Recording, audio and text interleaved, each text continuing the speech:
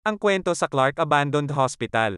Noong unang panahon, may isang ospital sa Clark na kilala sa buong probinsya bilang isang lugar ng pag-asa at paggaling.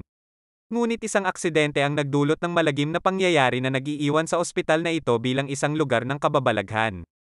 Ayon sa mga kwento, isang gabi ng malakas na bagyo, isang pasyente na may malubhang sakit ang biglang nawala mula sa kanyang kwarto. Matapos ang ilang araw ng paghahanap, natagpuan siya sa isang lumang pasilyo ng ospital, patay na at may mga bahid ng dugo sa paligid. Mula noon, maraming mga kwento ng multo at kababalaghan ang nagsimulang kumalat sa ospital. May mga nagsasabing naririnig ang mga hinaing at panaghoy ng mga yumao, habang may iba namang nagsasabing nakakakita sila ng mga multo na naglalakad sa mga pasilyo. Dahil sa mga pangyayaring ito, unti-unti nang iniwanan ng mga tao ang ospital hanggang sa tuluyan itong naiwang abandonado. Ngayon, ito ay isang sikat na destinasyon para sa mga naghahanap ng kakaibang karanasan at sa mga naglalakbay na gustong subukan ang kanilang tapang.